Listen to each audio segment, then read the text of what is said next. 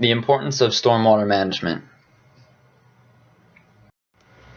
Stormwater management is the management of surface runoff in order to prevent erosion and flooding of urban and rural areas. Land development is the main cause for the need to manage stormwater.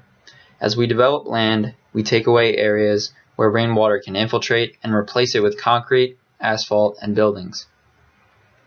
Since less water is infiltrating the ground, there's a higher volume of runoff. In addition, with all the impervious surfaces, the water tends to flow with a higher velocity. Poor stormwater management results in flooding and erosion. Higher runoff volume causes flooding, higher runoff velocity causes erosion. With this increase in peak flow, rural areas can see negative effects as well, since they could be downstream from a heavily developed urban area. Even with all the open green space where water can infiltrate the ground, there are still issues of excess water. This excess water causes flooding and stream erosion. Measures to prevent stream erosion are necessary in these areas, as seen in the bottom picture of this slide. In order to reduce the negative effects of excess runoff, there are some ways we can combat it.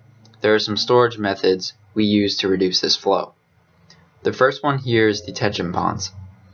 These are used to temporarily store excess runoff and release it downstream at a slower rate. These are designed to be dry in times of low flow. Retention ponds are designed to improve the quality of stormwater and are often used as flood control measures. These ponds do not dry out during low flow periods, so they retain stormwater permanently as part of their volume. The water quality improvement occurs through settling. On-site detention is collecting the rain that falls on a site, storing it temporarily, and then releasing it slowly so downstream flooding doesn't worsen. This is very similar to detention ponds, just on a smaller scale. Rainwater harvesting is taking rainwater and storing it to be used later.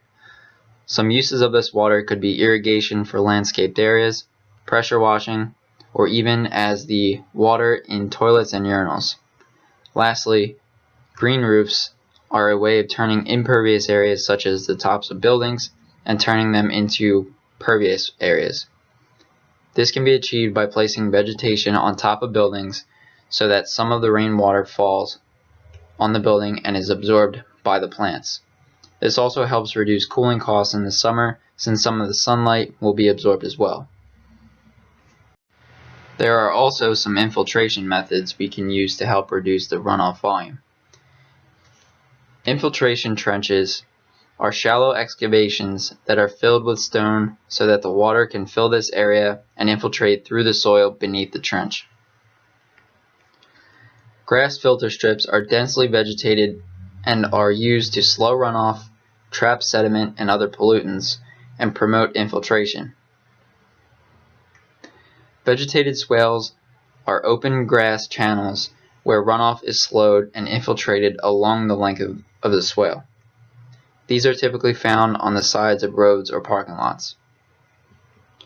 Pervious pavements allow water to infiltrate through the pavement itself and into the soils beneath the pavement, thus increasing infiltration. Lastly, infiltration basins are constructed in highly permeable soils so that the stored water will sit and infiltrate through the soil over time. An example of poor stormwater management is Houston, Texas. This area has suffered 26 major flooding events in the last 40 years.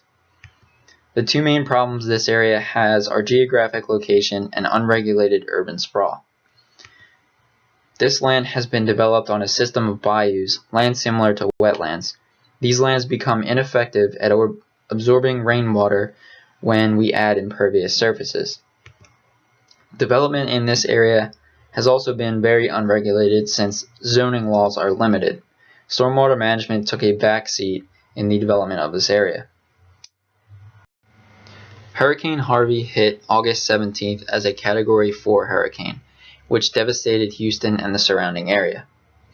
Harvey damaged 203,000 homes and destroyed 12,700 of them.